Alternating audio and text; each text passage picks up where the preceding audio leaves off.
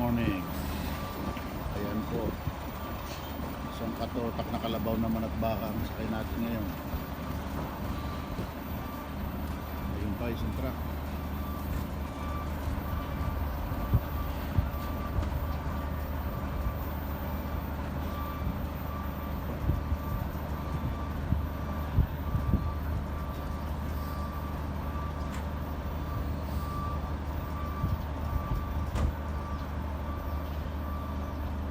Bukas makalawa lang.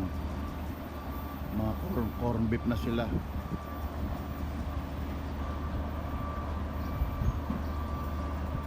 Ayan. Hindi ko po alam kung saan galing dito sa parting Naklan yan.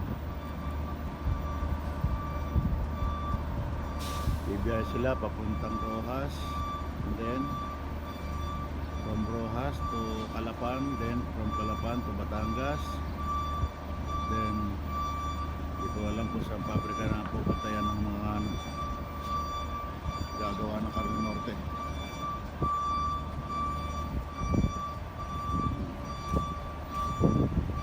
Hindi po tayo nakapadyak na yung magang ito dahil maaga ako nagpa-load.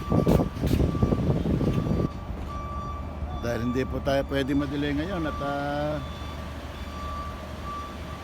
napakarami pong pangarga. Dahil sa pagkakaroon ng problema daw sa San Juanico Bridge, sa kasalukuyan po hindi po yata natadaanan ng mga malalaking truck with heavy load. Kaya ayan po, ayan po kaganapan dito. Sumisikat na rin po ang haring araw dito sa Silanganan. Kaya pahinga po muna ang marinong Padjakero ngayong araw nito. Maaga po tayong bibiyahe para mayatid natin ito mga customer nito. Yan po.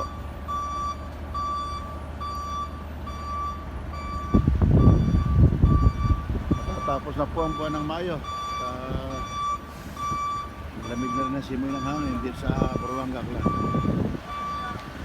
Sige po, magandang umaga po muli. Shoutout po sa lahat ng mga followers ko dyan. Mag-iingat po kayong palagi. God bless you all. Ito po muli, pamunuan ng Pilipining Matnog, bumabati sa inyo sa magandang umaga. Mabuhay po kayong lahat.